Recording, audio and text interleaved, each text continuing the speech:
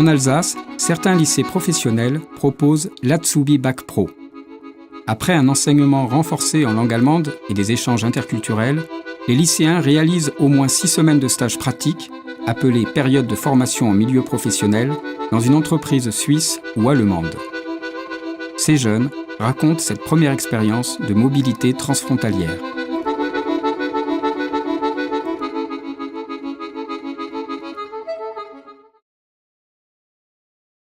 Le prof d'allemand pro il nous avait dit que c'est les mêmes mots, mais en fonction des régions, ils peuvent changer.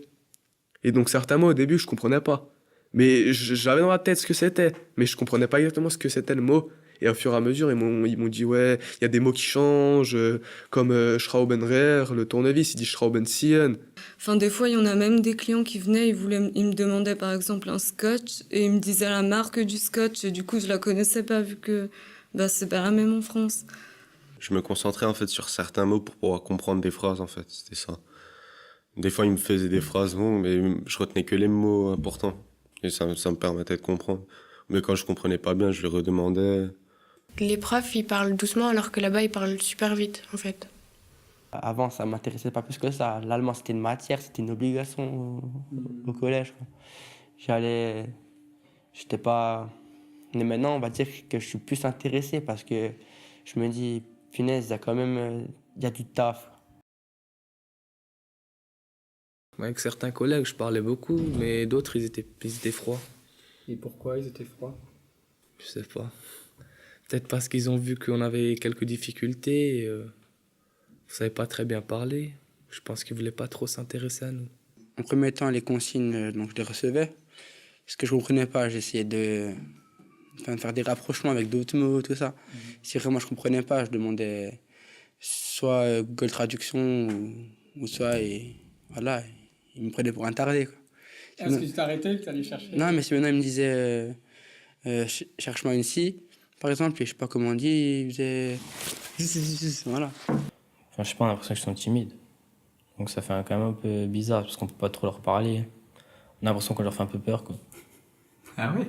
Bah ouais, par exemple, je sais pas, quand on passe à côté d'eux, bon, ils disent bonjour et tout, des gens polis. Mais après, quand il faut essayer de discuter avec eux, des fois on a l'impression qu'on leur fait un peu peur. Ouais, ils comprennent pas forcément ce qu'on veut dire sur le coup. Je trouvais que j'arrivais mieux à suivre le fluide de la conversation avec un Allemand. Je trouvais ça plus simple que la première fois où j'étais. J'ai trouvé que même dans la vitesse où il parlait, tout ça, comme je connaissais quelques mots, quelques trucs, quelques outils, les matériaux, tout ça, donc tout de suite je savais ce que c'était. Je pouvais dire ouais, nimm der Stießmaschine, donc je prenais la rainureuse et j'allais faire une rainure. Au fur et à mesure qu'on travaillait, moi j'ai posé des questions sur à quoi ça servait, sur quelle machine ça allait, etc. Donc du coup je parlais allemand et les gens le voyaient. Donc après ils venaient me parler, me poser des questions. J'ai dû expliquer toute ma formation aussi à une dame qui m'avait demandé. Et du coup voilà, après les gens sont venus me parler, ils se sont rendus compte comme quoi je parlais un minimum l'allemand et qu'ils pouvaient me poser des questions. Je devais prendre 3 trains pour y aller. Un le matin à 6h05 de Bad Kreuznach à Fribourg, de Fribourg à Gottenheim et de Gottenheim à Botzingen. Je partais à 6h50 de chez moi. Après, je prenais le bus de Houssen jusqu'à Colmar. Et après, de Colmar à Breiser. Et ouais, le train était à 6h et j'arrivais là-bas à 6h40. C'était 40 minutes de trajet, quoi. Et je marchais encore 15 minutes pour arriver à l'entreprise. C'est surtout le retour qui est long quand on finit à 18h. Après, il faut encore qu'on attende pour aller chez nous et tout. Ça veut dire que tu étais chez toi à quelle heure quand tu retournais ? 19h45, 50. Donc on a presque 1 heure de transport. Ça fait quand même 1 heure, ouais. Et tu fais quoi pendant ce temps-là ? Je dors. La plupart du temps, je dormais. Parce que j'étais fatigué le matin.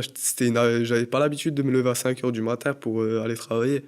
Dans le bus le matin, rien, je dormais parfois. On dormait dans le bus le matin parce que c'était trop long. On arrive à dormir comme ça, à s'endormir, à se réveiller. Ah oui, vu comme on était fatigué, oui. Même le premier jour, ils ont pas dit les arrêts. Ça m'a... J'étais paniqué le premier jour. Ils ont dit aucun arrêt en fait dans les trains. Ils précisaient pas l'arrêt. T'es à ça, t'es à ça, t'es à ça. Ils précisaient pas. Et donc la première fois, je suis arrivé en retard. Les 2 premiers jours, je me suis un petit peu perdu dans la ville. Avec les transports en commun, c'est pas pareil qu'ici. Il y a beaucoup plus de lignes de tram, de bus. Du coup, il suffit de prendre la mauvaise ligne qui va à la même destination, mais qui passe pas par le même endroit. Et du coup, on se retrouve vite à l'autre bout de la ville. Bon, une fois, je me suis trompé de train. Parce que j'avais pris le même, et en fait, il y a un train qui était en retard. Il était passé à la même heure. Et moi, habituellement, c'était la deuxième semaine, je sais plus. Je prenais mon train habituellement et moi, je pensais que c'était ce train, en fait. J'avais quelques doutes quand même. Parce que c'était pas le même train, parce que je voyais des sièges qui étaient en cuir et tout. Je me suis dit, c'est pas possible. Les bus, ils sont plus rapides qu'en France. Il y en a plus. Il y a plus de trains. Donc pour se déplacer, c'est déjà beaucoup mieux. Je trouve ça dommage qu'il passe en France, quoi, parce que en France, il y a un bus toutes les heures presque. En Allemagne, il y en a un presque toutes les 10 minutes. Ouais, j'écoutais de la musique. J'attendais. Des fois, je dormais. C'est pas trop pénible, ça, ce temps de trajet? Non, ça va, ça me permettait de me reposer, quoi. C'était le matin, j'étais fatigué. Moi, je me reposais, quoi. Ça casse tellement le travail qu'on allait dormir cage. Et même, c'est pas habituel qu'on entend tous les jours, tout le temps, 24 heures, enfin pratiquement 24 heures sur 24 de l'allemand. Au bout d'un moment, ça fait mal à la tête. Il fallait que je suis devant la porte à 6 heures du matin, l'histoire que je me lève, je me prépare. Ça prenait 1 heure. C'était dur. Il fallait se lever, là. Ouais, à 5 heures. On se couchait aussi tard le soir. Ouais. Et t'as tenu le coup, quand même? Ouais, j'ai tenu le coup. Il y avait des pères de famille qui se sont jamais levés à 5h du matin pour aller travailler. Ils se sont dit, toi, t'as 16 ans, tu te lèves à 5h du matin, faut vraiment avoir du cran. Voilà, ils sont à fond dans le taf. Voilà, ils sont du matin au soir, ils font que ça. S'ils ne pourraient pas prendre de pause, mais ils ne la prendraient pas. Puis voilà, ça m'a choqué maintenant. Parce que voilà, ils sont à fond. Je sais pas ce qu'ils font le soir, parce que honnêtement, ils travaillent 9 heures par jour, ils rentrent, ils dorment, quoi. Je veux dire, à part ça, ils font quoi dans la vie? Il y a quand même une grosse séparation entre le boulot et la pause. Parce que quand ils sont en train de travailler, on les voit beaucoup travailler, on les voit super sérieux. Et après, quand c'est la pause, on les voit déconner. On va dire que ça travaille plus, c'est dans l'optique de terminer ce qu'on commence. Alors qu'en France, on n'a pas ça. En France, on termine à 16h, hop, on remballe tout, on se casse. Alors que là, on termine. Ou pas, quoi. Voilà. Alors que là, il faut vraiment faut terminer. Comme ça, on a besoin de le penser le lendemain. C'est à peu près la même chose qu'en France. Sauf juste, ils sont plus stricts, les Allemands. C'est tout. Il n'y a rien qui change. En quoi ils sont plus stricts? Ils sont plus dans le domaine du travail. Ils sont pas comme nous. Ils font des petites pauses et ils travaillent beaucoup. Ah oui? Ouais. C'est-à-dire que, en fait... Ils mangent et une fois qu'ils ont fini, ils continuent à travailler. Ils font pas des pauses cigarettes toutes les 3 minutes? Non. Donc ça, Ils bossent. Okay. C'est des bosseurs. Ce qui m'a étonné, ce serait l'esprit, entre guillemets, de famille, on va dire. Tout le monde s'apprécie. Je te connais pas, mais je te prends quand même, il n'y a pas de souci. Je t'explique, tu comprends pas, pas de problème, je te réexplique. C'est plus l'esprit famille, moi, qui m'a assez intéressé. Ça t'a plu, ça?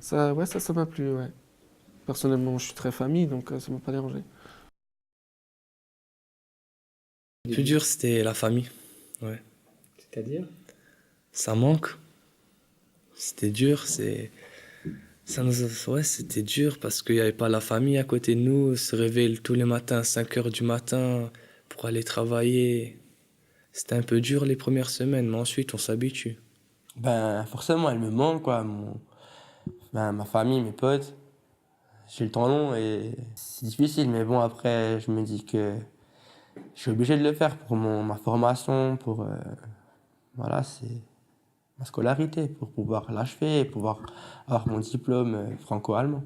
J'ai plus grandi en fait, mûri.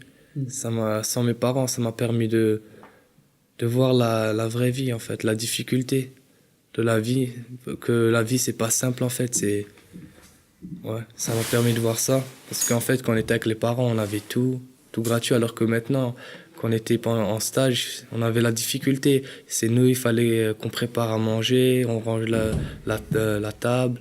En fait ça m'a permis aussi d'être plus autonome quoi, en Allemagne. C'était une nouvelle expérience pour moi, c'était exceptionnel quoi. Honnêtement, ça a été pénible les premiers jours, puis après, une fois qu'on s'y fait, moi j'ai trouvé ça vraiment bien. Et